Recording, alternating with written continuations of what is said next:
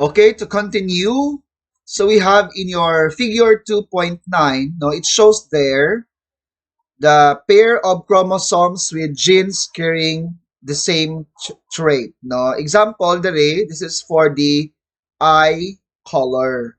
So we have the brown eye color, no, the brown eye color, which is represented by color red in your module. So this is for the dominant uh, trait, no, over the blue eye color, which is recessive. So sa grade 8 ka mo, I'm sure you already discussed what is the difference or what when we say dominant and recessive trait. So when we say dominant, as I recall, these are the traits that are expressed, no? While your recessive trait are somehow hidden, even though it is there, no, in your genes, but it is not expressed as it is being somehow covered by the dominant trait, no? Sige.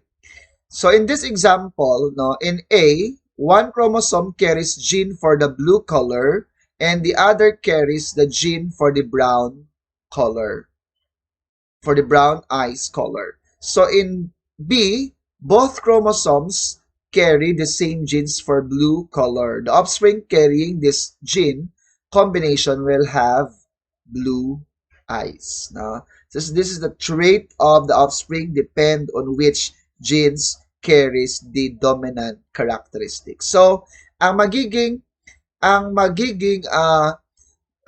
result or resulting offspring sini nakadepende siya kung ano nga gene ang naga-carry sang dominant characteristic. So in this example, so the offspring sa sini nga gene will have the blue eyes. Okay, sige. Next, different genes no determine the different traits of an organism. In the case of humans, one gene pair may determine skin coloration, while another gene pair may determine the growth of hair on the skin.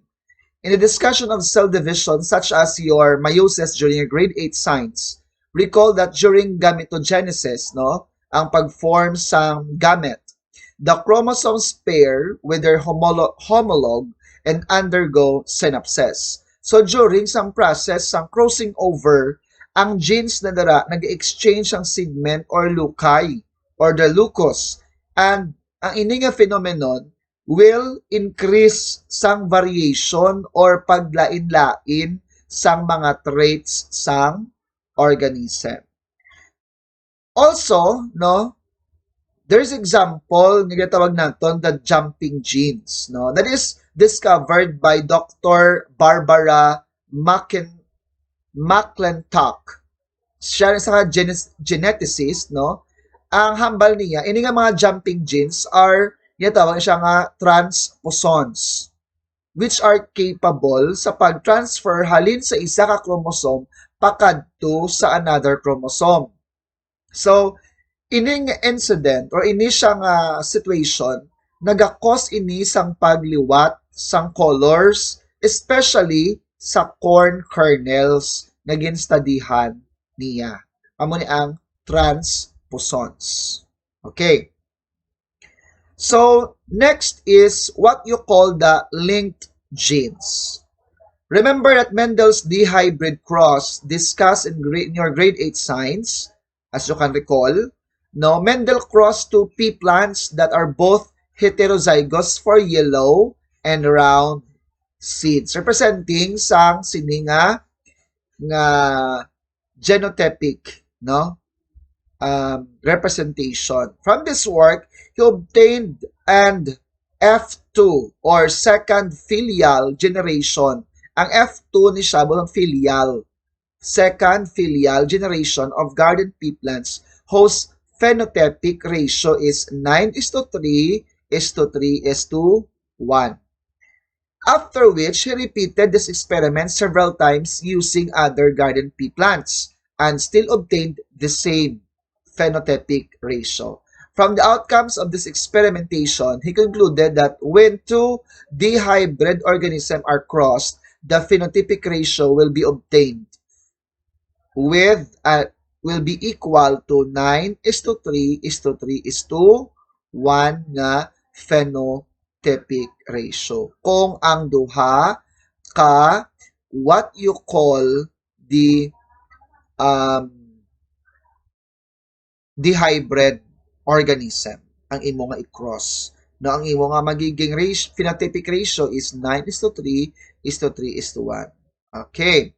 However, in 1908, no, two British biologists, si William Battinson kag si Reginald Panet, no, who worked on flower color and pollen shape among sweet peas, discovered a pattern in heredity that totally differed from the findings of Mendel. So ang study ni Battison kag ni Panet, no, Reginald Panet, amon siya ang lain or nag-differentiate sa study ni Mendel. So in pea plants, purple flowers color is dominant, represented by big letter P nga duha ka bilog, over red color represented by small letter or small letter P, and long pollen L, which is dominant over round pollen, which is small letter L. In their experiment, they crossed two pea plants that are heterozygous for purple color and long pollens. When the result came out, they were surprised to see that the results were different from the predicted 9:3:3:1 phenotypic ratio kaysa kay Mendel. No, again, cross. Okay. So, sa diri sa ilang study, sa example, sa purple long, the number of offspring sa Battison kay Panet is 284. Diri sa kay Mendelia is 215 lang. Sa purple round, 21. Sa kay kay Mendel is 71. Sa red long, we have your 21 and 71, and the red round, 55. Sa study ni Battison kag Panet sa kay Mendelia is 24. So it took several years of studies, no, about the behavior of chromosomes and genes before an explanation was given to Battison and Panet's findings about the hybrid cross they experimented on. So there are more genes than chromosomes. Mas madamo ang genes kaysa sa chromosomes. Each chromosome may contain about 1,000 genes. Some genes are located in the same chromosomes, and during gamete formation, they do not segregate or assort independently. So they tend to be inherited together. So, kuay na sila naga-separate. Genes that are located on the same chromosomes and tend to be inherited together are called what you call linked genes. Mga link, kumbaga, connected, no? So we have here figure 2.10 compares the results of the work of Mendel and Battison Panet. Okay. So sa ila diri, purple color and the long pollens. Amo na ang ila nga result.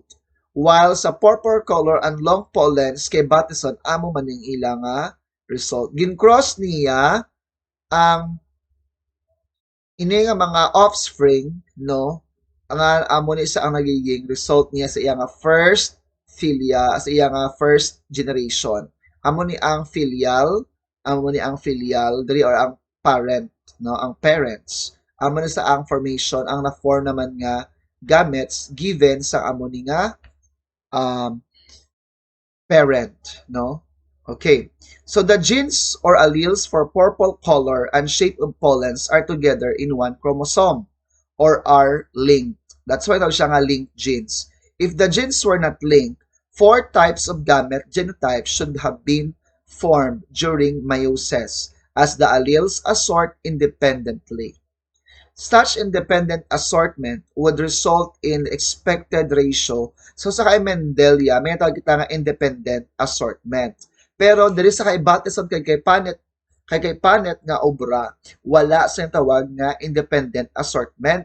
Kay may tawag sila kuno nga linked genes. Kung buwan silingon, waay naga-assort independently or waay naga-segregate ang purple color and long pollens sa study ni Battison kag ni Panet. Unusual phenotypic ratio appeared because the genes are linked or are together